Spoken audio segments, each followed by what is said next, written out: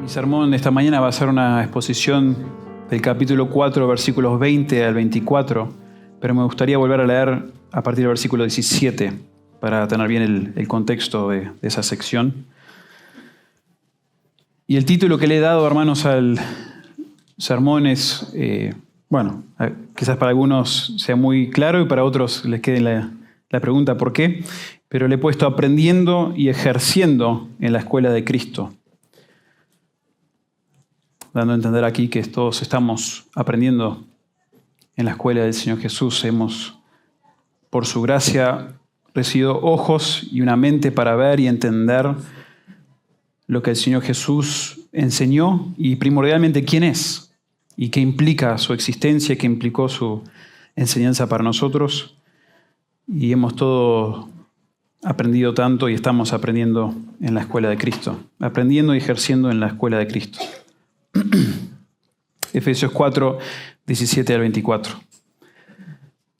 Esto pues digo y requiero en el Señor, que ya no andéis como los otros gentiles que andan en la vanidad de su mente, teniendo el entendimiento entenebrecido, ajenos de la vida de Dios, por la ignorancia que en ellos hay, por la dureza de su corazón, los cuales después que perdieron toda sensibilidad, se entregaron a la lascivia para cometer con avidez toda clase de impureza.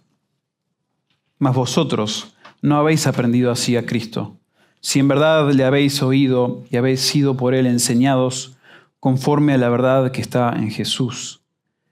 En cuanto a la pasada manera de vivir, despojaos del viejo hombre que está viciado conforme a los deseos engañosos, y renovaos en el espíritu de vuestra mente, y vestidos del nuevo hombre, creado según Dios, en la justicia y santidad de la verdad. Recién mencioné la bendición que es tener maestros, buenos maestros, ¿sí? La importancia que ha sido para nosotros en general, ¿no? Y eso incluyendo a nuestros padres, incluyendo a nuestros pastores, quizás otros maestros, profesores que han tenido. Yo he tenido varios en mis diferentes etapas de la vida, desde pequeño, siendo mis padres los primordiales. Algunas maestras de escuela dominical el Señor usó para enseñarme conceptos y ayudarme a ver cosas de mi vida muy necesarias. Y luego tener profesores, hombres en el seminario, por ejemplo, tuve algunos profesores que eran pastores también, y cómo ellos exponían la palabra, cómo ellos tomaban la palabra y la traían a la aplicación, a la implicación que tenía para mi vida, me impactó muchísimo. Uno de los profesores que tuve en la universidad, su enseñanza bíblica fue tan penetrante para mí, el Señor lo usó a tal punto que a mí me cambió todo el paradigma de lo que iba a ser el ministerio. Yo tenía un concepto de lo que era el ministerio, lo que era servir a Dios, muy centrado en mí mismo. Que Dios me iba a usar a mí, mi personalidad, mi carisma, porque me encantaba estar con la gente, me encantaba hablar, podía estar día y noche con amigos o con personas casi desconocidas, charlar, lo cual suena todo muy lindo y puede ser muy lindo, pero mi idea era que Dios iba a usar mi carácter, mi carisma para transformar vidas. Y tal fue la enseñanza de este profesor en cuanto a la suficiencia y la autoridad de las Escrituras, que me impactó mucho el Señor en enseñarme a este hombre cómo es la palabra, y únicamente la palabra que santifica a las personas. Santifícalos por tu verdad. Expusimos ese texto con este profesor. Tu palabra es verdad. Nada más cambia al ser humano, nada más los transforma al ser humano, sino es la palabra de Dios.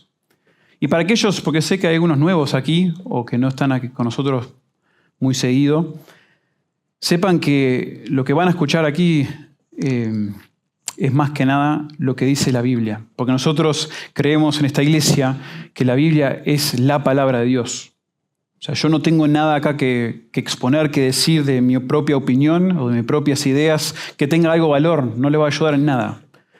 Si yo les aporto mis pensamientos de manera motivacional, creemos que Dios habló y habló y habla hoy por medio de la Biblia. Y al exponer la Biblia, al abrirla, como decía Spurgeon, al soltar la Biblia, al soltar el Evangelio y las Escrituras y exponérselo a ustedes, eso es lo que les cambia la vida. Eso es lo que los transforma radicalmente. Bueno, el Señor utilizando maestros como tal me impactó mucho. Y está muy claro, aún en las Escrituras, que el Señor Jesús, cuando se nos revela en los Evangelios, y las multitudes que lo escuchaban, decían, wow, este es un gran maestro. No conocemos maestro como el Señor Jesús. Les impactaba la manera que Él enseñaba. Y no solamente su retórica, sino más bien lo que enseñaba, el contenido. Impactaba muchísimo.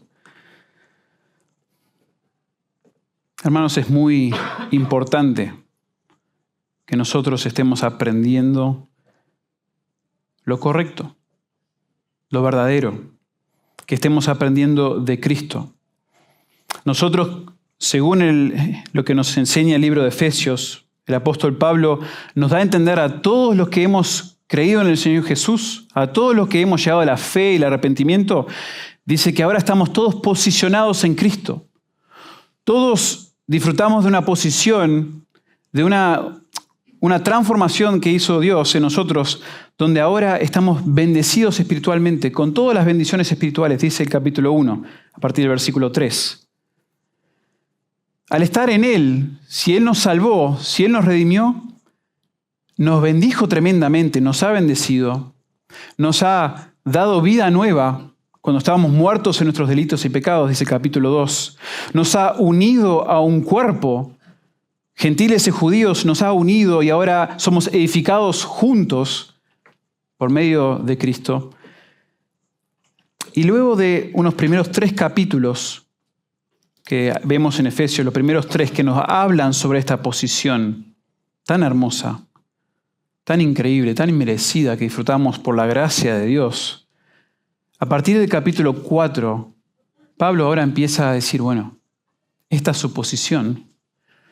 Esto es quien verdaderamente son en Cristo. Ahora actúen, compórtense, vivan las implicaciones de lo que ustedes disfrutan. Vivan dignamente, de una manera que demuestra lo que ustedes hoy disfrutan por medio de la obra del Señor Jesús.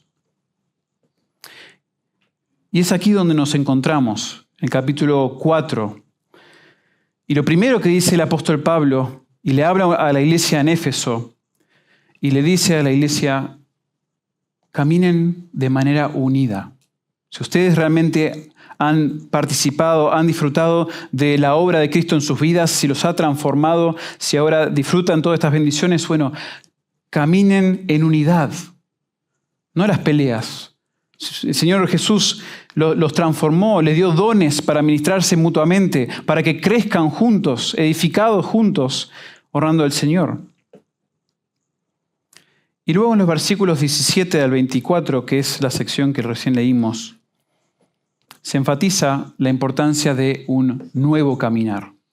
O sea, no solamente un caminar en unidad, que es muy importante para cualquier iglesia, que haya unidad porque eso demuestra la obra de Cristo en los creyentes, pero que también se demuestre en nosotros que hemos sido renovados en nuestra manera de caminar, en nuestra manera de actuar, de pensar, de comportarnos, que es totalmente distinto a cómo actuábamos, cómo pensábamos, cómo nos comportábamos antes. Totalmente distinto.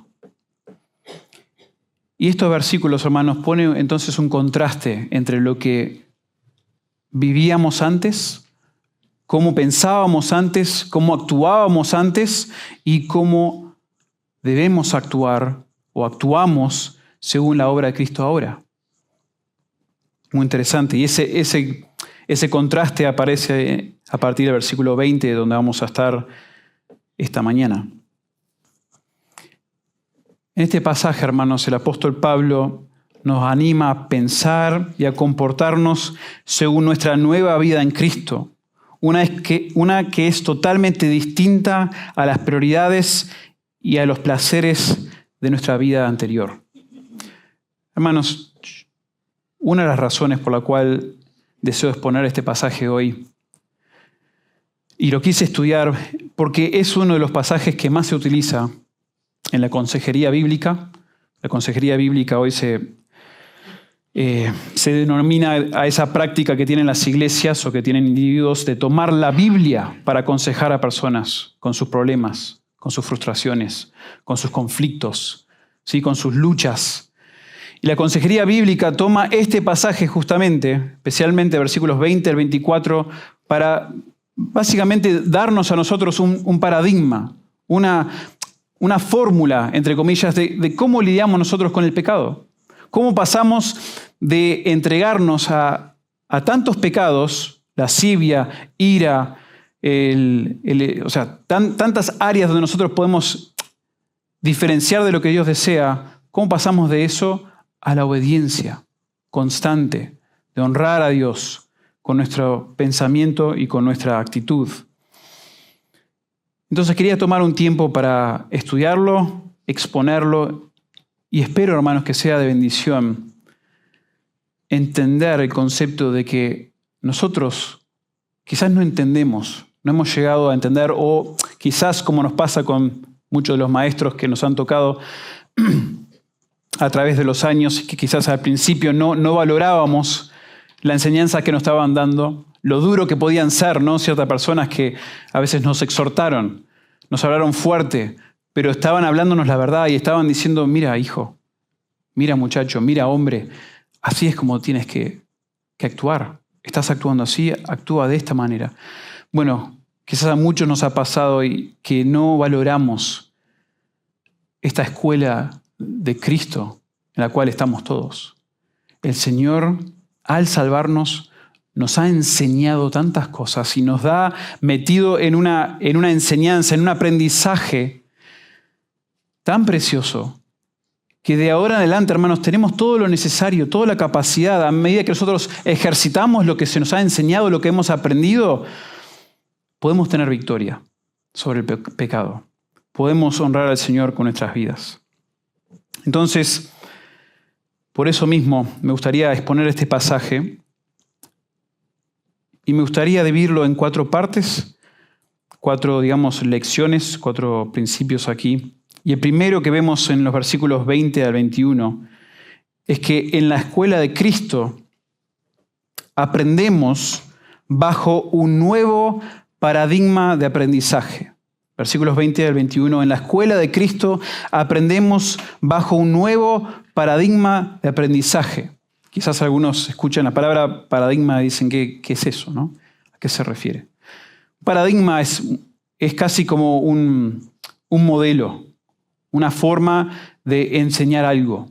¿Sí? Las escuelas por lo general, o los maestros, tienen ciertos paradigmas para enseñar cosas a nuestros hijos, ¿no? Uno muchas veces tiene paradigmas. Mi paradigma para exponer las Escrituras es estudiar el texto, entender qué es lo que dice el autor, lo que está diciendo Dios por medio del autor humano que escribió esto, cómo lo dice en su contexto, cómo lo dice a esa audiencia original, de la manera que lo dice en el orden, para luego yo tomar eso y el principio bíblico detrás y exponérselo a ustedes de manera que ustedes lo entiendan, lo apliquen, de una manera que les corresponde a ustedes. Hay ciertos detalles que encontramos en la Biblia que hoy por hoy no nos incumben a nosotros, detalles históricos, culturales quizás. Nosotros, por ejemplo, no creemos que todos deberían usar velo, todas las mujeres deberían usar velo en la iglesia. Es parte de una convicción que tenemos, pero a la luz de cómo interpretamos la Biblia. Bueno, todos tenemos un paradigma. Y el paradigma que el Señor Jesús utiliza para enseñarnos, primero, es muy distinto al paradigma que utilizábamos o utiliza el mundo para enseñarnos lo que antes vivíamos. Versículos 20 y 21, noten, mas vosotros no habéis aprendido así a Cristo, si en verdad le habéis oído y habéis sido por Él enseñados, conforme a la verdad que está en Jesús. Entonces Pablo le dice, queridos hermanos creyentes en Éfeso, ustedes no aprendieron a Cristo así. Versículos 17 al 19. ¿Cómo es eso? El paradigma antiguo que describe el versículo 17 al 19. Y noten cómo Pablo comienza aquí en el versículo 20. Dice, mas vosotros no habéis aprendido así a Cristo. En el versículo 17, para comenzar esta sección sobre nuestro nuevo caminar, Pablo está queriendo enfatizar muy claro que no puede ser, no debería ser, que los creyentes continúen caminando de la manera que caminaban antes. Esto pues digo, dice el versículo 17, y requiero en el Señor. Esto es demasiado importante para él. Está motivando, exhortando a los creyentes, y Pablo usa terminología de insistencia aquí para resaltar lo significante que es esto digo, esto imploro, esto insisto, hermanos. ¿Y qué es lo que insiste? Que no anden como los gentiles, como los otros gentiles que andan en la vanidad de su mente. El paradigma antiguo, hermanos, lo desarrolla versículo 17 al 19. Y noten rápidamente, solo quiero resaltarles cómo es que Pablo describe el paradigma que nosotros teníamos antes de conocer a Jesús. Es bastante fuerte por momentos. Noten, primero dice la vanidad de la mente o la futilidad de la mente, lo traducen algunas versiones. Bueno, Pablo dice, antes ustedes, queridos efesios, como yo, como Pablo, nuestra manera de pensar, nuestra forma de pensar, el aprendizaje que teníamos, lo que nosotros ejercíamos, bueno, estaba marcado por la frustración, por una falta de sentido que caracteriza esta vida en general a partir de la caída. Recuerdan en Eclesiastés cómo Salomón, el hombre más sabio que vivió, él describe la vida como vano, vanidad. No le encuentra sentido a nada. Frustrado constantemente. Y muchas personas, y todas las personas en realidad que no conocen a Cristo, aunque disfracen o ignoren este hecho por un tiempo, tienen una insatisfacción enorme que plaga sus mentes al andar en esta vida sin Cristo. Hermanos, esto no lo digo yo. Yo sé que muchos quizás me escuchan que no estén en Cristo, que no crean en el Señor Jesús, y quizás alguno que esté aquí dice, pero yo no vivo frustrado, soy muy feliz.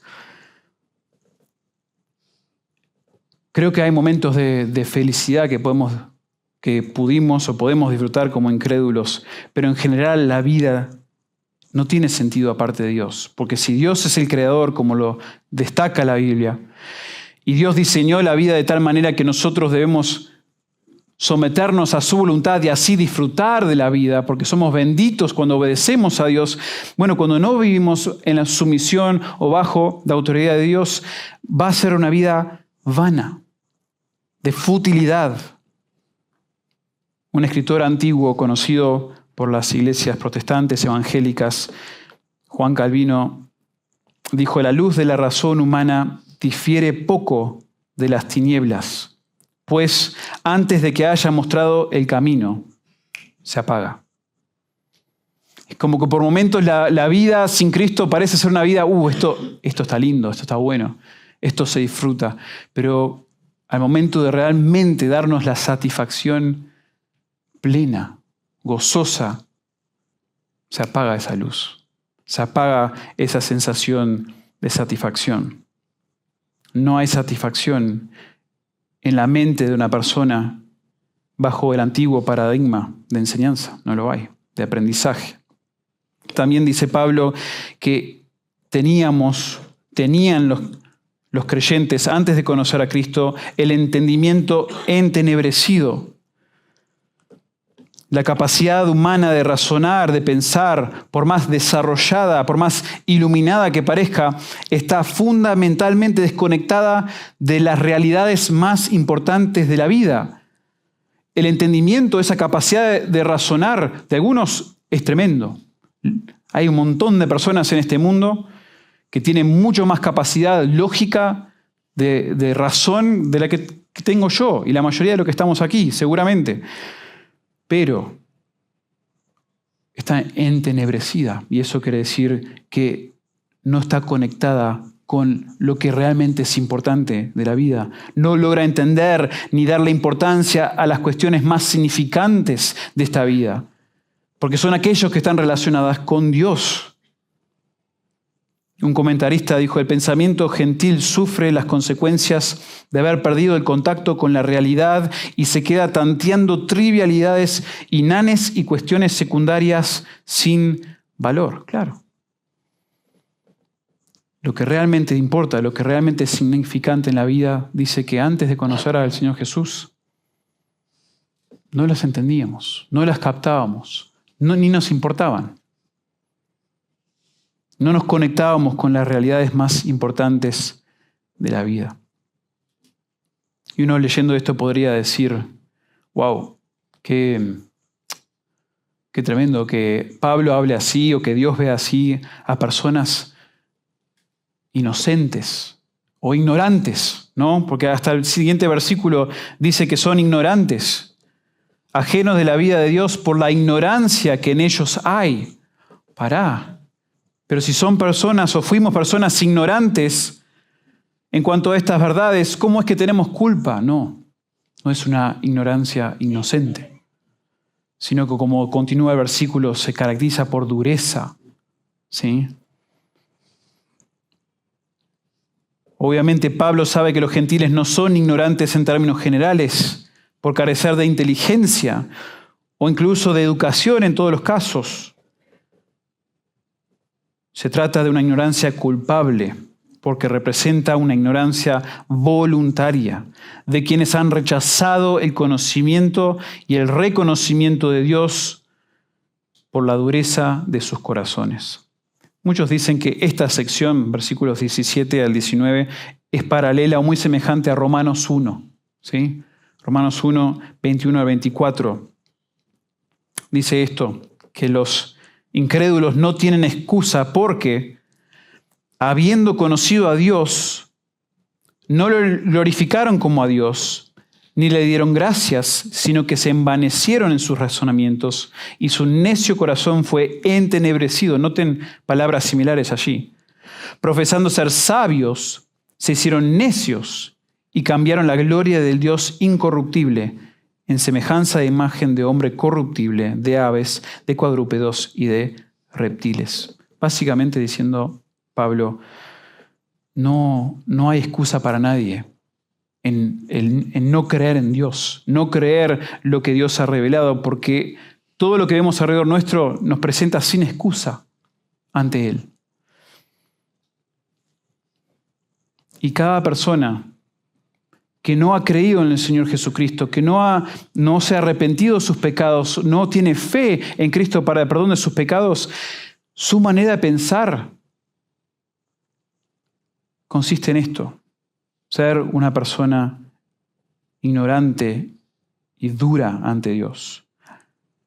Ajenos de la vida de Dios. O sea, su forma de pensar y su forma de andar caracteriza a una persona lejos de Dios. Y toda esta mentalidad, todo este paradigma que forma parte de la mente, del aprendizaje de una persona que está sin Dios, que no ha creído en Cristo, se demuestra, según el texto, en un comportamiento sensual e impuro. Noten allí, final del versículo 19, los cuales, después que perdieron toda sensibilidad, se entregaron a la lascivia para cometer con avidez toda clase de impureza. Se muestra en un comportamiento sensual de sus emociones, se entregan a sus deseos y a la práctica de impurezas, hermanos, que no generan satisfacción. Ese es el punto ahí de lo que está diciendo allí el versículo 19, cometer con avidez toda clase de impureza.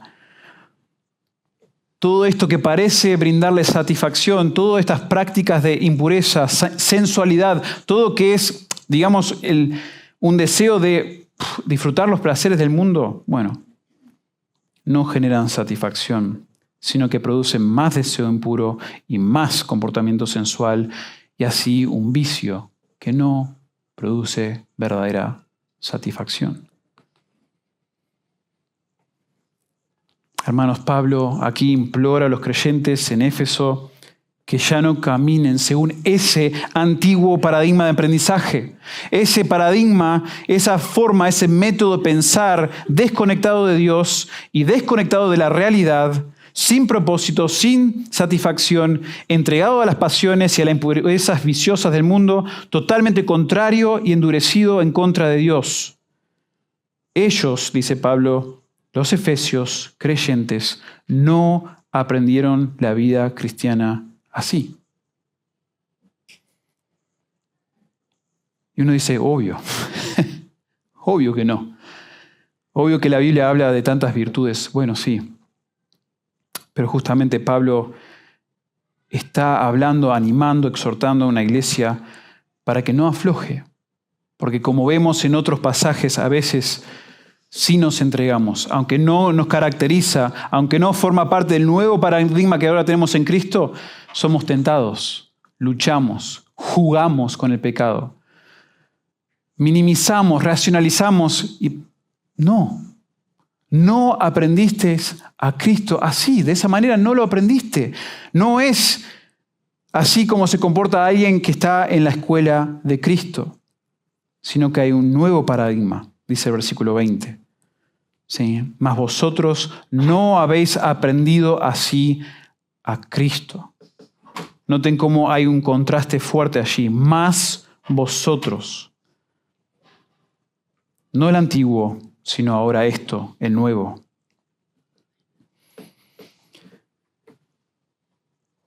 El caso de los creyentes en Éfeso es otro en cuanto al aprendizaje de ellos.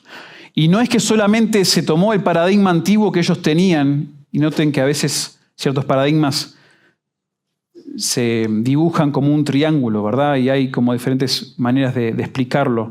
Algunos dicen que, por ejemplo, el paradigma de cómo funciona el liderazgo actual en lo que es el mundo, por lo general la persona con más prestigio, más importancia está en la cima de la pirámide y todos los demás vamos cayendo debajo de esa cima. ¿Sí? Está el líder, el patriarca, está el jefe y después todos los demás estamos debajo con nuestros diferentes roles.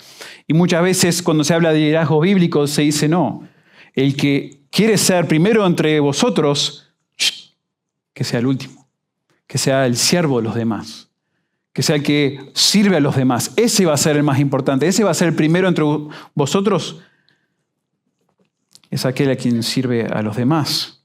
Eso sería un cambio de paradigma. Es dar vuelta al paradigma de la pirámide. Pero en este caso, es casi como que Pablo está diciendo, no es que solo se da vuelta el paradigma, sino que se arranca de la página el viejo paradigma, se bota a la basura y se forma uno totalmente nuevo. Esto no tiene nada que ver, este nuevo paradigma de aprendizaje que tenemos en Cristo no tiene nada que ver con lo que vivíamos antes. No es una pequeña reforma de cómo pensabas antes, cómo te comportabas antes. Cambiar un poquito tu razón, tu lógica, te falta este detallecito acá y acá y ya está bien. No, nada que ver con lo antiguo. Todo totalmente renovado.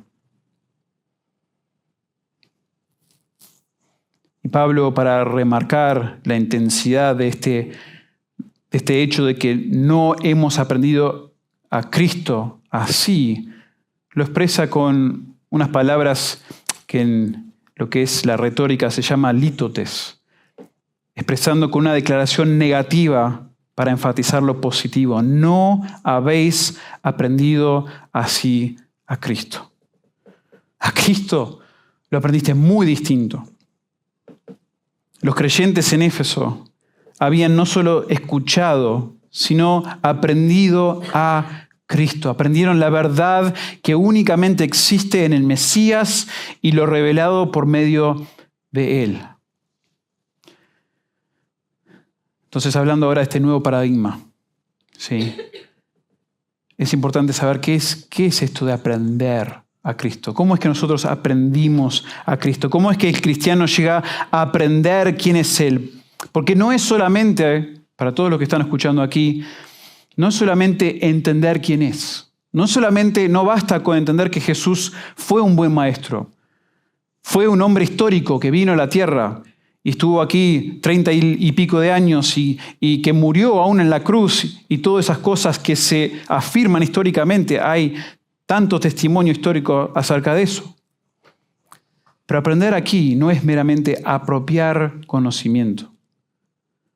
Según un diccionario teológico, es la renuncia a nuestra autonomía para estar abiertos a la palabra del Padre, que nos lleva a seguir a Jesús. Implica aceptar a Cristo mismo, rechazar la existencia antigua y el comienzo de una nueva vida de discipulado en Él. Hermanos, no es solamente aprender doctrinas, sino que es, como dijo el autor Charles Hodge, es alcanzar el conocimiento de Cristo como el Hijo de Dios, Dios en nuestra naturaleza, el Santo de Dios, el Salvador del pecado, a quien conocer es santidad y vida. Aprender a Cristo es conocerlo a tal punto que te cambie la vida, que ahora Él es el tesoro de tu vida, ahora Él es el énfasis de tu vida. Y vamos a hablar por qué un poquito más adelante. Quiero explicar esto, quiero explicarles para aquellos que no quizás han escuchado o no conocen lo que es el Evangelio. ¿Cuál es el centro, digamos, de las enseñanzas que tenemos en esta iglesia? Aprender a Cristo implicó para el creyente un cambio de forma de pensar y de conducta. Y dice allí el texto, si en verdad, versículo 21, le habéis oído y habéis sido enseñados por Él conforme a la verdad que está en Jesús. Cuando caminábamos con y como los gentiles, dice Pablo, bueno, eso es una trayectoria sin rumbo, vano, insatisfactorio, desesperante. Pero al conocer a Cristo, conocieron la trayectoria a Dios. Conocieron a aquel quien es el camino, la verdad y la vida, dice Juan 14:6. Entonces, lo que está diciendo aquí Pablo es que ya no es una forma de pensar y comportarse caracterizado por futilidad, por vanidad, sino una vida delineada, aclarada por la verdad en Jesús.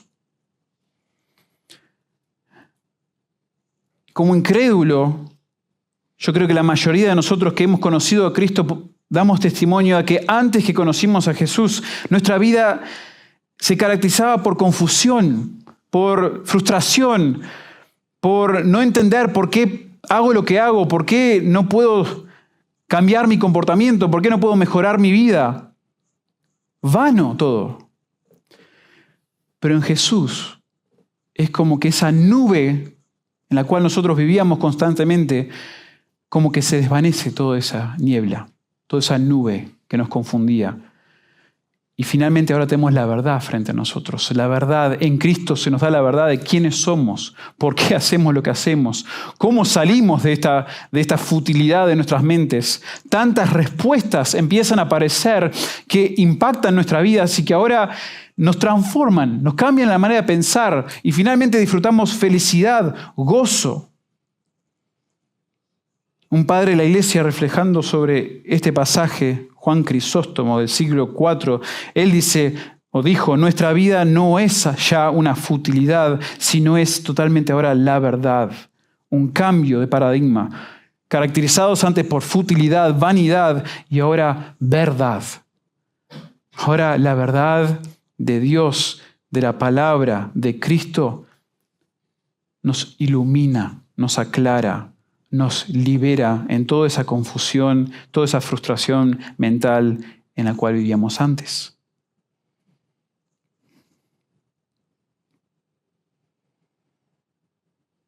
Un autor dijo, cuando Jesucristo es y hablando de esto de la escuela de Cristo, cuando Jesucristo es el director, Él es la materia de enseñanza, Él es el método, Él es el plan de estudios y Él es la academia misma, entonces el don de la vida nueva ocupa el lugar de un diploma.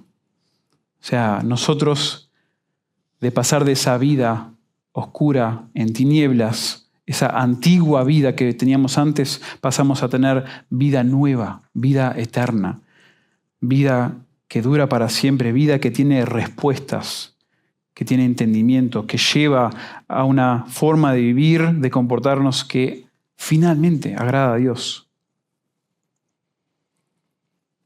Entonces, luego de resaltar este contraste entre los paradigmas del mundo, el paradigma, digamos, el cual teníamos antes en nuestra manera de pensar, nuestra manera de vivir, con el nuevo paradigma, Pablo ahora comienza a desarrollar el contenido de lo que han aprendido y continuarán aprendiendo y ejerciendo en la escuela de Cristo. Y si notan allí el texto, hermanos, comenzando en el versículo 22, yendo hasta el versículo 24, si lo fueran a leer rápidamente una tercera vez, ya lo hemos leído 2 veces, notarán que hay 3 verbos allí. 3 verbos. En el versículo 22, despojaos, ¿sí? Versículo 23, renovaos. Y versículo 24, vestíos. Esos 3 verbos, y les voy a dar acá unos detalles del texto mismo, del texto original, esos 3 verbos en el original son lo que se llama infinitivos. En vez de, acá lo traducen como si fueran imperativos, que nos están mandando, es un mandato a hacer estas cosas. Pero si lo fuéramos a leer como nosotros leemos hoy infinitivos, sería más parecido a despojar, renovar y vestir. ¿Y por qué menciono eso? Porque al ser infinitivos, como en este caso, podrían interpretarse de 2 maneras. Y hay una discusión sobre esto y quiero informarles para que sepan, y tiene cierta importancia esto. Noten que en nuestra traducción, la Reina Valera dice, despojaos, renovaos y vestíos. Todos traducidos como verbos imperativos, cosas que tenemos que hacer. Bueno, eso es una forma de interpretar este pasaje, estos infinitivos, como mandatos de Pablo según nuestro nuevo caminar. Y a mí me convence de cierta manera eso, porque el tono que Pablo tiene aquí en esta sección es muy exhortativo. Es una sección donde Pablo está motivando, entonces les motiva, puede ser, que se despojen, que renueven, que se vistan. Pero la otra forma en traducir estos infinitivos es como lo que se llama indicativos. Declaraciones verdaderas que son una realidad en la vida de todo creyente. Por lo que, básicamente diría esto, por lo que aprendieron ustedes en Cristo, ustedes se despojaron ya del viejo hombre. Y ya lo agregué recién, pero se despojaron del viejo hombre. Están siendo renovados en su mente y han sido vestidos del nuevo hombre. O sea, la diferencia es entre decir, hagan esto, y decir, ustedes son esto, ustedes experimentan esto, ustedes ya viven esto. Por lo tanto, caminen según esa nueva realidad espiritual. ¿Entienden la diferencia? Una cosa es decir, hagan esto y lo otro, y es otra cosa decir, no, ustedes ya son esto. Vivan a la luz de quienes son, de lo que ya están viviendo, ya están pensando. A ver, la forma que nosotros interpretemos esos infinitivos no cambia demasiado las implicaciones del texto. O sea, que aplicamos. Porque vemos aún dentro de este capítulo mismo y en otros pasajes ejemplos de donde estos verbos se ven de forma imperativa, mandatos. Eso se los ilustro en un momento. Yo personalmente me inclino a pensar que la interpretación preferible es la de los indicativos, describiendo el nuevo caminar que nosotros tenemos como creyentes. Que Pablo nos está diciendo, más vosotros no habéis aprendido así a Cristo. Si en verdad le habéis oído, habéis sido por él enseñados conforme a la verdad que está en Jesús. En cuanto a la pasada manera de vivir, se despojaron del viejo hombre, o fueron despojados del viejo hombre. Versículo 23, y fueron renovados, o están siendo renovados en el espíritu de vuestra mente, y se vistieron del nuevo hombre creado según Dios en la justicia y santidad de la verdad. Hay varias razones por las cuales me inclino hacia eso, pero hermanos, es de una manera o de otra, la realidad es que se nos está diciendo que nosotros hemos recibido otra manera de pensar. Hemos recibido otra manera de actuar. Ya somos capacitados para poder no pensar y vivir y actuar como vivíamos antes, sino de pensar y actuar de una nueva forma. Y podemos cumplir y seguir cumpliendo según lo que ya ha hecho Cristo en nosotros. Entonces, primero, y este es el segundo punto ahora del sermón, en la escuela de Cristo, hermanos, nosotros desaprendemos los malos hábitos antiguos. Versículo 22. En la escuela de Cristo desaprendemos los malos hábitos antiguos. Pablo básicamente, si tomamos otra vez como un indicativo lo que dice en el versículo 22, nosotros estamos despojándonos y debemos seguir despojándonos de cómo vivíamos antes. Y acá la palabra despojar tiene la idea de quitar ropa, desvestirse. ¿Sí? La idea es que al conocer y aprender a Cristo, nuestra conversión, cuando el Señor nos salva, cuando el Señor nos transforma por medio de su Espíritu, fuimos desvestidos de las ropas sensuales, impuras, que caracterizaban nuestra forma de pensar y actuar. Es el famoso viejo hombre, como dice en este pasaje. Y esa palabra ahí, desvestirse del viejo hombre, es una de las razones por la cual pienso que esto es un indicativo, que es algo que es una realidad que fue hecho en nosotros, algo que Dios hizo en nosotros. ¿Por qué? Porque nosotros, hermanos, me parece que no podemos quitar ese viejo hombre de encima de nosotros mismos. Podemos, como resultado de que Dios lo haga a nosotros, despojarnos de la mentira, como dice el versículo 25, después de nuestro pasaje. También podemos quitar o despojarnos de la ira, el enojo, la malicia, la blasfemia, palabras deshonestas de vuestra boca, como dice Colosenses 3, 8 al 10, y ahí sí es un imperativo este mismo verbo. Y de toda inmundicia, abundancia, malicia, Santiago 1:21, y de toda malicia, todo engaño, hipocresía, envidias, todas las detracciones, 1 Pedro 2:1. Noten, todos estos pasajes usan esta idea de despojarse, de desvestirse. Pero de desvestirme del viejo hombre, eso lo tuvo que hacer el Señor por medio de la resurrección. Por medio de su muerte y su resurrección a mí me transformó, me hizo una nueva creación. Y al ser una nueva criatura, un nuevo hombre, ahora sí yo puedo despojarme de todas estas cosas. Pero el viejo hombre en sí, mi naturaleza incrédula, rebelde, que está viciado conforme a los deseos engañosos, y bueno, eso solo lo despoja Dios por medio de la resurrección.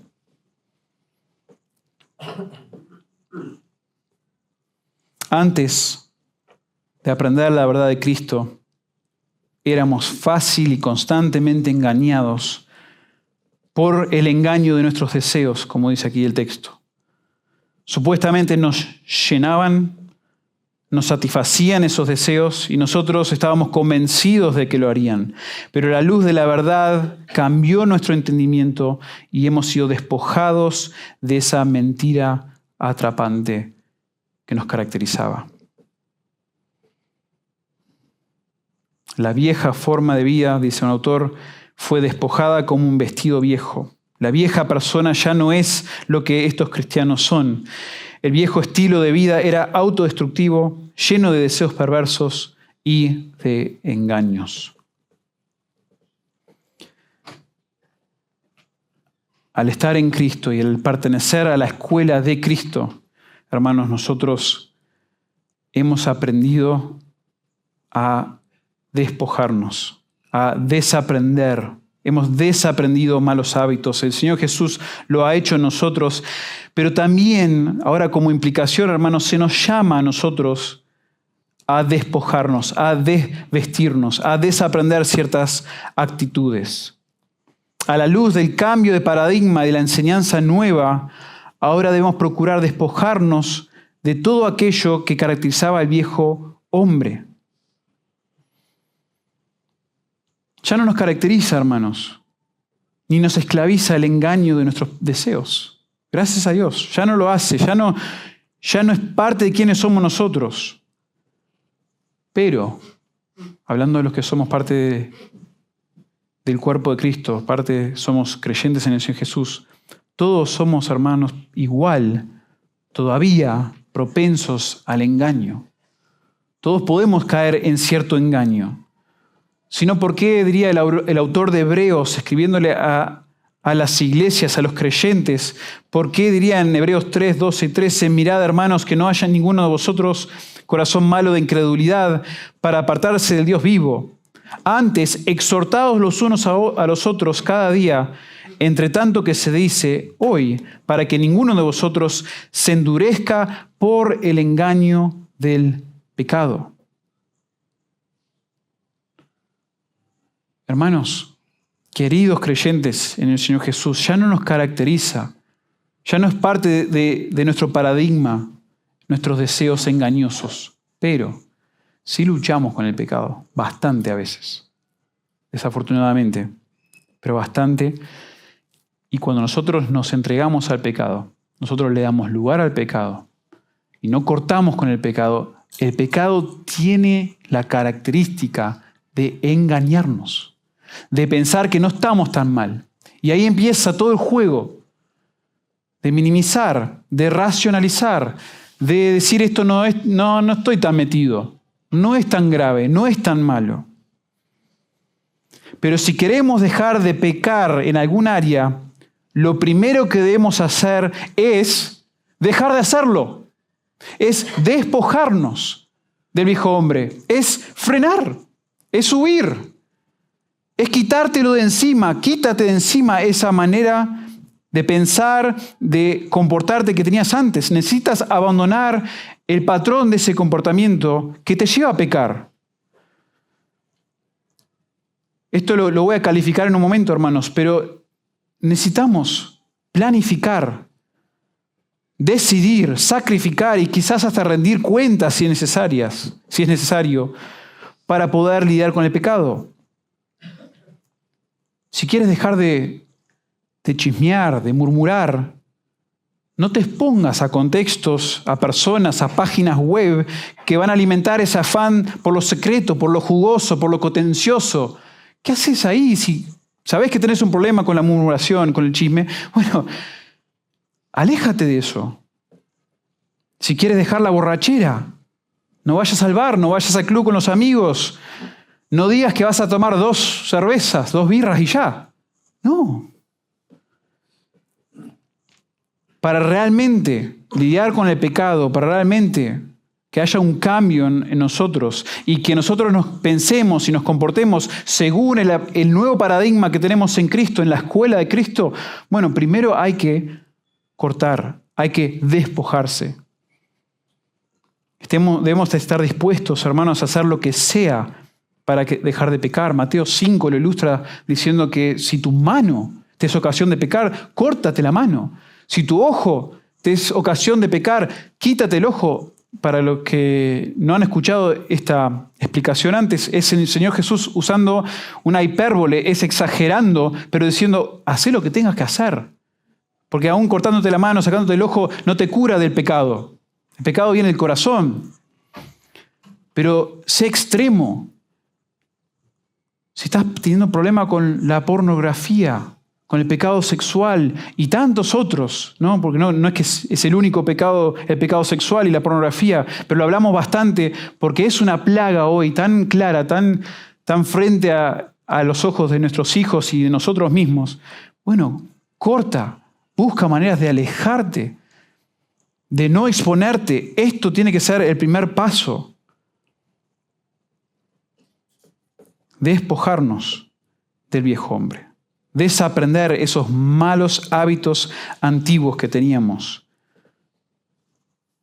Hermanos, no pertenecen en la escuela de Cristo, no pertenecen para aquellos que estamos aprendiendo y hemos aprendido de parte de Cristo. Luego el texto, ahora yendo al segundo infinitivo allí, en la escuela de Cristo ahora no solamente desaprendemos, sino también renovamos nuestra forma de pensar. En la escuela de Cristo renovamos nuestra forma de pensar, versículo 23. Y renovaos en el espíritu de vuestra mente. Yo les dije que hay 3 infinitivos aquí. El primero y el último, el que acabo de explicar y el último que explicaré en un momento, están en un tiempo y un aspecto que se llama aoristo, y este está en el presente. Al estar en el presente básicamente está diciendo que denota una acción continua, algo que está continua ocurriendo. También, a diferencia de los otros dos, está en una voz pasiva, o sea, no es algo que yo hago activamente, sino que es algo que ocurre, alguien más, otro agente lo hace en mí. Y eso es muy típico de este verbo que estamos viendo en el versículo 23. Renovaos en el espíritu de vuestra mente. O sea, que sea renovada nuestra mente, que nosotros nos expongamos a la gente que acá nos explica, no se dice quién es, pero a la gente que sea para que nuestra mente sea renovado por otro, por una fuente externa, es la idea. A partir de la conversión, está diciendo Pablo, el nuevo paradigma de aprendizaje en Cristo implica un despojar y el fin del viejo hombre y a su vez el comienzo de una renovación de la mente del cristiano. Una renovación de la mente del cristiano. Hermanos, ya los pensamientos del creyente no serán como antes. Ya no serán vanos, ignorantes, endurecidos y sensuales como vimos. Esa condición estancada y contaminada de nuestra forma de pensar es transformada y reemplazada por una mentalidad distinta, totalmente nueva y en constante mejoría es la idea. El Señor Jesús, cuando nos salvó, hermanos, piensen, por eso Efesios es tremendo, porque uno a veces resume su conversión en quizás palabras muy simples, ¿no? Muy verdaderas, pero bueno, Jesús me salvó de mi pecado, Jesús me perdonó de los pecados. Y es cierto, y eso quizás es entre lo más esencial que hizo Jesús en el Evangelio, cuando creíste, cuando te arrepentiste. Pero Efesios está lleno de otras bendiciones espirituales que nosotros recibimos al estar en Él. Cuando entramos a una relación con el Señor Jesús, nos transformó, nos empezó a transformar la mente a tal punto que ahora es una constante mejoría, que mi mente, mi forma de pensar va a seguir creciendo, mejorando. Voy a pensar más como debo pensar, más como Dios quiere que yo piense, más como Cristo pensó. Estoy siendo transformado en la imagen y semejanza del Señor Jesucristo y de a poco el Señor va y está haciendo eso. Es algo que Él hizo, que Él comenzó en mí. Esto es increíble. Vemos ese contraste entre lo que éramos antes y ahora lo que somos y la renovación que experimentamos ahora en un pasaje muy, muy similar al que estamos estudiando, Colosenses 3, versículos 9 al 10, dice también el apóstol Pablo, no mintáis los unos a los otros, habiéndoos despojado del viejo hombre con sus hechos y revestido del nuevo, el cual conforme a la imagen del que lo creó, se va renovando hasta el conocimiento pleno. en la escuela de Cristo, hermanos, básicamente, lo que dice Pablo aquí, nuestra mente ha sido y está siendo renovada. Está siendo renovada, está siendo transformada. Y en base a ese cambio, ahora a nosotros nos toca ejercer lo aprendido en ese aspecto. Es lo que dice Pablo en Romanos 12. Nosotros, hermanos, os ruego por la misericordia de Dios, dice Pablo ahí en Romanos 12, que presentéis vuestros cuerpos en sacrificio vivo, santo, agradable a Dios, que es vuestro culto racional. No os conforméis a este siglo, sino transformaos por medio de la renovación de vuestro entendimiento. ¿Cómo nos transforma el Señor? ¿Cómo para aquellos que hemos disfrutado las misericordias de Dios, que se escribe en capítulo 1 al 11 de Romanos, todas estas misericordias que Dios nos ha dado en justificarnos, en santificarnos, en glorificarnos? ¿Cómo es que yo actúo ahora? Soy transformado por medio de la renovación de mi mente. Yo necesito esa renovación constante. Volviendo a cómo lucho entonces con el pecado, cómo lucho con esos vicios, con esos malos hábitos que tengo de mi vida anterior, de haber tenido otro paradigma de aprendizaje en el viejo hombre, de mi naturaleza pecaminosa. ¿Cómo lidio con esos pecados? Necesitas, además de despojarte de ese pecado, necesitas renovar tu mente. Necesitas cambiar tu forma de pensar. Y lamentablemente, hermanos, es un paso que muchas veces desconsideramos. Intentamos a veces dejar ciertos pecados, pero seguimos volviendo al pecado. Y quizás todos aquí hemos experimentado esa frustración. Lo dejamos, lo queremos dejar, lloramos, nos frustramos. No quiero esto más, Dios, por favor, quítalo de mi vida, Dios. Pero seguimos volviendo, como un perro al vómito, una y otra vez. El cambio en nuestra forma de pensar marca, hermanos, una gran diferencia en este esfuerzo de lidiar con el pecado. Porque sin este paso, solo estás alterando el comportamiento sin un cambio de corazón. O sea, solo cambiaste lo que haces y no la manera que piensas. Y eso va a fracasar, hermanos, porque el comportamiento fluye del corazón. Proverbios 4:23 habla sobre esto. Así que hay que cuidar el corazón, porque de allí emana la vida. Lucas 6:45 dice, de la abundancia del corazón habla la boca. Entonces nosotros podemos intentar modificar nuestro comportamiento, dejar de murmurar, dejar de robar, dejar de mentir, dejar de mirar pornografía, dejar de airarnos. Intentamos solo cambiar el comportamiento. Y aun si lo lograras hacer por un tiempo, temporalmente, te convertirías en un hipócrita. Porque harías lo correcto, pero odiando hacerlo. Y a la misma vez que haces eso, que lo haces, pero odias hacerlo, piensas que estás bien con Dios. Y eso sería hipocresía pura. Si únicamente frenas el comportamiento externo, ese mismo pecado se manifestará en otro comportamiento pecaminoso.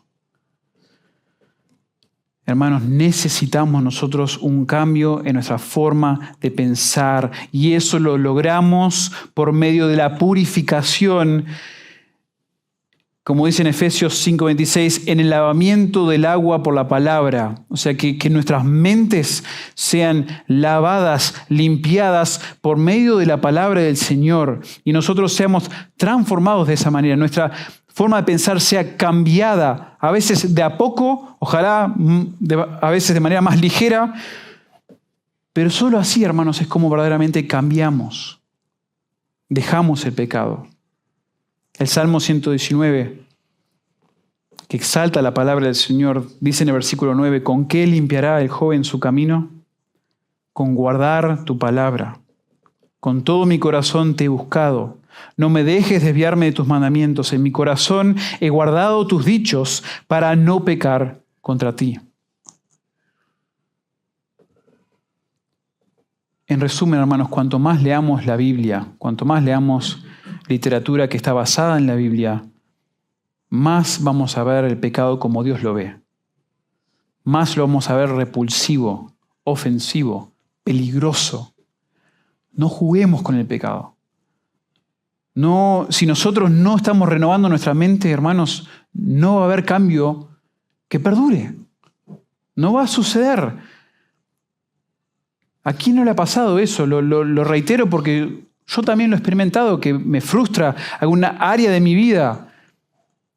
Mi frustración con situaciones de la vida que no puedo controlar. Quiero controlar ciertas situaciones, quiero controlar la actitud de mis hijos, quiero controlar cómo se comportan personas en el trabajo, quiero controlar tantas cosas. Y si yo solo intento lidiar con ese enojo mío, con esa frustración mía, diciendo, bueno, ya, tengo que frenar. Hoy sí, hoy no me enojo más. Hoy no me voy a exponer a esto ni a aquello, y voy a estar solo, me voy a encerrar en mi cuarto y no me va a hablar nadie. No lidiaste con el pecado. Necesitas cambiar tu manera de ver y aún cómo ves ese pecado. Porque estoy seguro que no lo ves tan grave, tan ofensivo, tan peligroso, tan repulsivo como Dios lo ve. Eso en parte. Y tampoco estás entendiendo cómo lidiar con ellos si no tienes la palabra en tu mente. Al pensar diferente, comenzarás a comportarte diferente.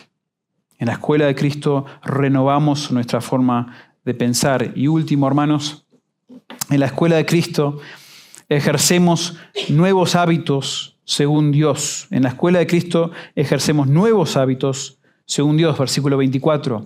Y vestidos del nuevo hombre, creado según Dios, en la justicia y santidad de la verdad. El último indicativo del pasaje, volviendo a la imagen de la vestimenta, Pablo le dice, al haber despojado del viejo hombre, quitado ese viejo hombre, ahora vístanse, pónganse la prenda, la ropa del nuevo hombre. O sea, adapten la enseñanza de Cristo con sus virtudes y sus intenciones piadosas. Esto es similar, hermanos, y otra vez, como yo les dije, pienso que esto es un indicativo, está diciendo es algo que Dios ha hecho en nosotros, se nos vistió, estamos vestidos del nuevo hombre en nosotros. Como en Gálatas 3:27 dice, porque todos los que habéis sido bautizados en Cristo, todos los que han sido realmente convertidos, de Cristo estáis revestidos. Ya está. Tenemos una nueva manera de actuar, de comportarnos, nuevos hábitos.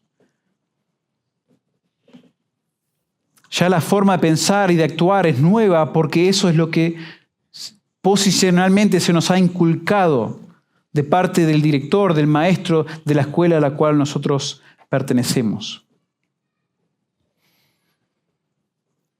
Y la manera que el Señor nos va transformando es renovándonos, vistiéndonos según Él mismo, según esa imagen del Señor Jesucristo, según esa imagen que Dios diseñó para nosotros desde el comienzo. Cuando Dios diseña al hombre, dice que al hombre lo hace en su semejanza, a su imagen lo crea. Y con el pecado, entra el pecado al mundo, en Génesis 3, se pervierte esa imagen. No se pierde del todo, pero se pervierte y ya no estamos reflejando la imagen de Dios como deberíamos. Bueno, cuando nosotros experimentamos la conversión, cuando Dios te salva, Dios te toca con el Evangelio y el Espíritu empieza a obrar en ti, empiezas a ser renovado a tal punto que ahora estás siendo formado, vestido según la semejanza de Dios. Y así se nos exhorta, hermanos, en base a lo logrado, a lo comenzado por Dios, a esforzarnos en vestirnos de estas virtudes correspondientes.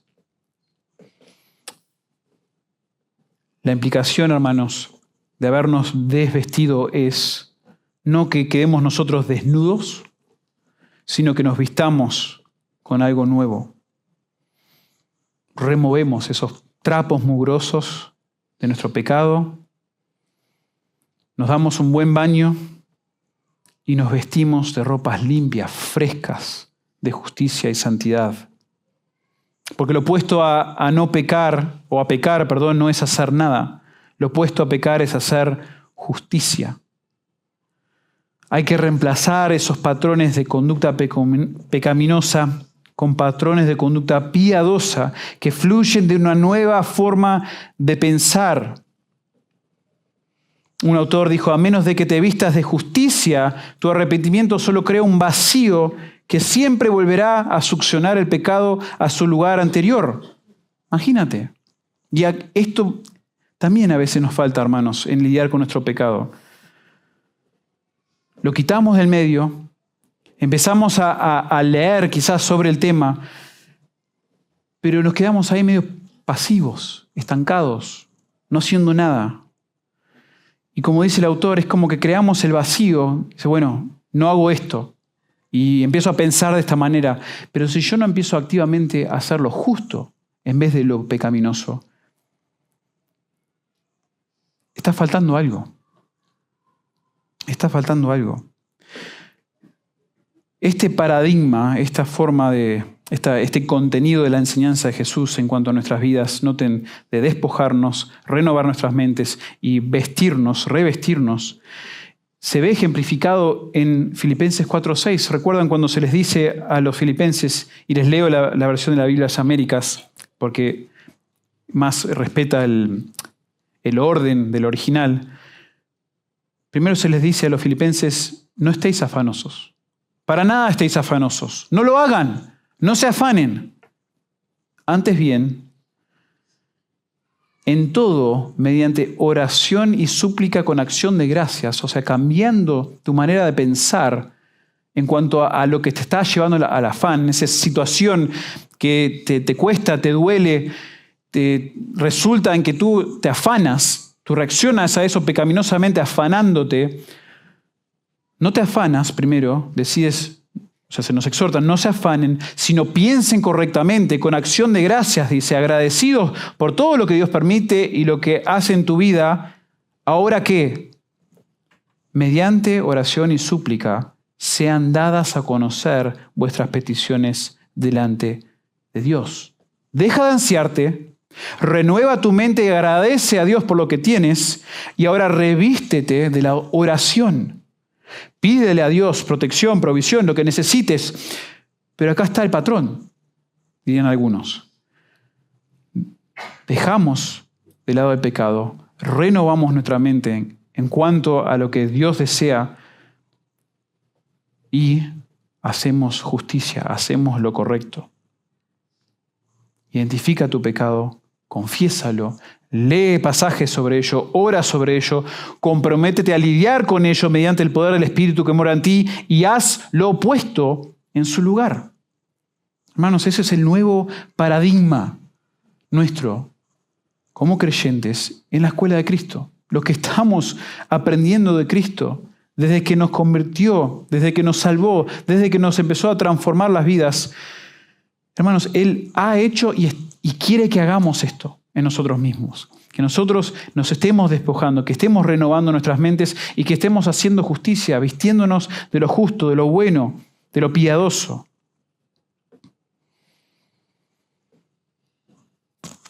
Esto es el resultado de alguien que ha experimentado la salvación, alguien que ha experimentado la vida nueva en Cristo. Y solo doy vuelta una o dos páginas, dependiendo de su Biblia, hacia atrás, Efesios capítulo 2, para concluir, hermanos, porque necesito destacar que esto es el testimonio de todo verdadero creyente en Cristo. Si hoy estás aprendiendo, si hoy estás ejerciendo en la escuela de Cristo, es porque en un momento de tu vida Dios te dio vida espiritual en Cristo. Y estás caminando en las obras que te preparó de antemano para que anduvieses en ellas. Eso dice el capítulo 2. En algún momento para que nosotros podamos caminar en unidad, caminar de manera novedosa, nueva. Luego va a hablar de caminar en sabiduría, ¿sí? Y otra forma de caminar, para que todo eso sea una realidad, para que estés caminando en esos pasos que Dios tenía para ti. Primero necesitabas recibir de parte de Dios vida nueva.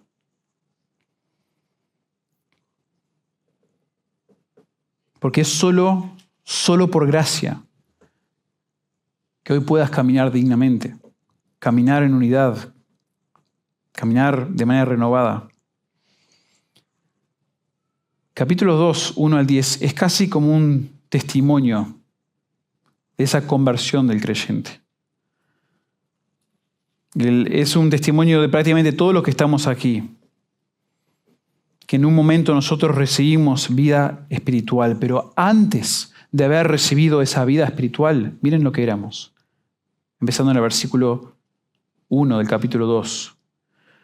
Esa primera parte, y Él os dio vida a vosotros, no aparece en el original hasta el versículo 4.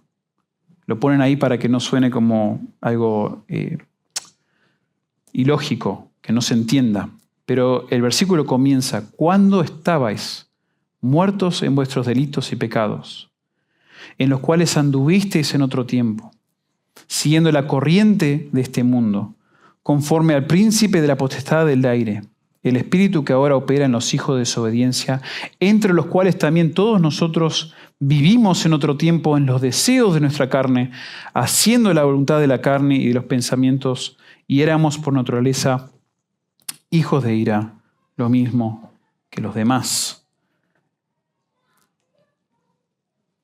Muertos en delitos y pecados, siguiendo la corriente de este mundo, conforme al príncipe, conforme a Satanás, conforme a nuestros deseos, haciendo nuestra voluntad, hijos de ira, mereciendo la ira de Dios. Pero Dios, dice el versículo 4, pero Dios,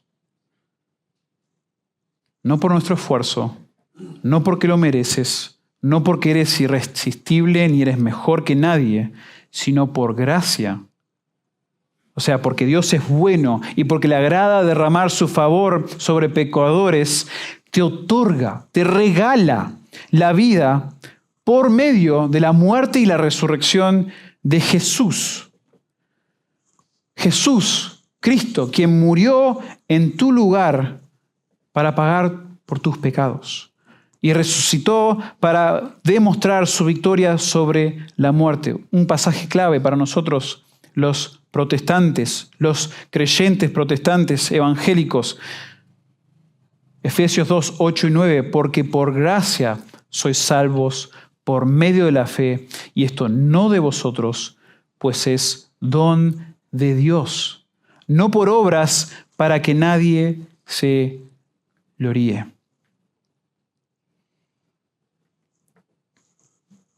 Si has entendido las malas noticias de quién eres, si has entendido que tú eres o eras esa persona que no tiene vida espiritual, que realmente no piensa en Dios de esta manera, que no tiene concepto de Dios y que está viviendo para sí, sin propósito, sin satisfacción,